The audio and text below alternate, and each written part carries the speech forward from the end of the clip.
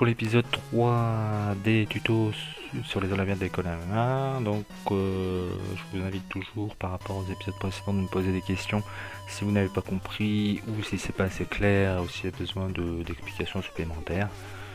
Donc en commentaire, en MP, peu importe, j'y répondrai comme je pourrai. Donc ici on va parler de la mi-saison tournoi. Donc épisode 2 concerne la saison régulière. Là on complète avec la deuxième partie des Olympiades avec la mi-saison et le tournoi. Donc en fin de compte, la mi-saison c'est exactement plus ou moins la même chose que la saison régulière. Donc c'est en online, ça dure sur 6 mois. Et la différence près c'est qu'à la fin de la mi-saison on a le tournoi qui décerne le calamar d'or. Donc en fait, le calamar d'argent avant le début de la mi-saison permet de décerner en fait en gros un prix à la personne ayant terminé premier pendant la saison régulière. Et du coup ça fait un point et on voit le classement général et donc voir où en sont les calamars dans le tournoi. Donc à la différence près par rapport à la saison régulière, c'est qu'on va retirer au sort 12 jeux par rapport à la liste d'avant-saison.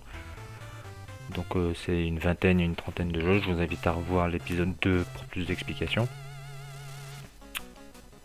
Car celui-ci, je vous montrerai la liste des jeux, donc ça sera un petit peu plus clair.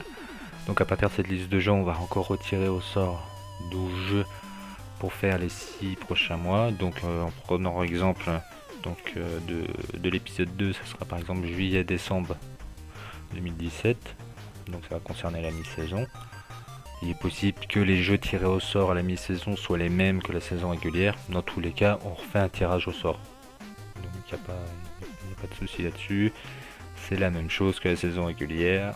Il n'y a pas besoin d'explications supplémentaires. Donc on reste sur le même format en fin de compte. Les différences, ça va être le tournoi à la fin de la mi-saison. Donc en fin de compte, à la mi-saison, on va refaire le classement. On va raconter tous les points accumulés depuis le début de la saison régulière, pas depuis la mi-saison. Donc tous les points accumulés depuis tout le début du championnat vont être comptés. Et on va établir un classement. Et les 4 premiers joueurs vont se rencontrer en phase finale pour s'affronter et décerner un calamar doré. Ou un calamar d'or, comme vous voulez.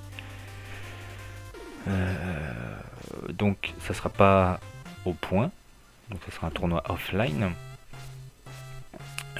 Donc en gros,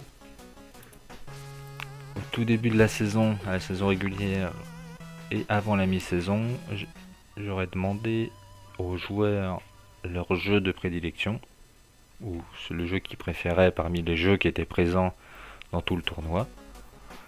Donc ça je leur noterai sur leur feuille qui est un peu plus précise. Donc c'est une feuille d'explication pour les calamars, donc je leur modifierai.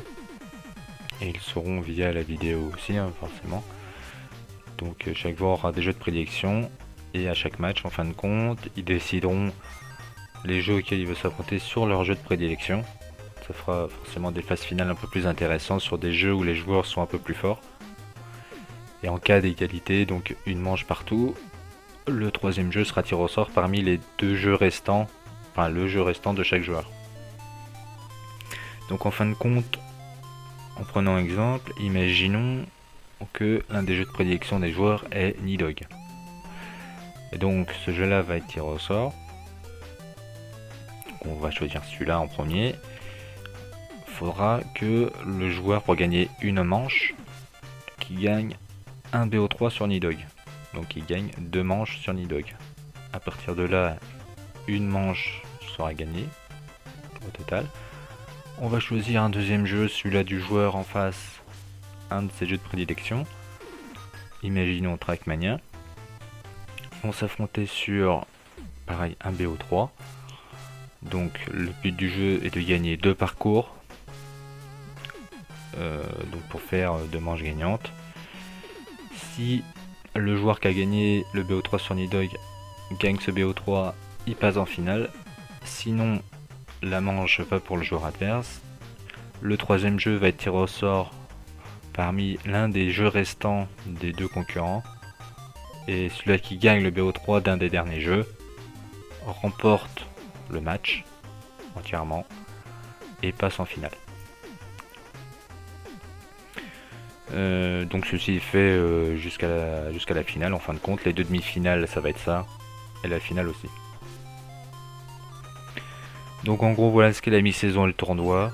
Donc le tournoi c'est vraiment la grosse section en fin de compte des Olympiades, qui est un peu plus compliqué à comprendre mais qui reste assez abordable en fin de compte.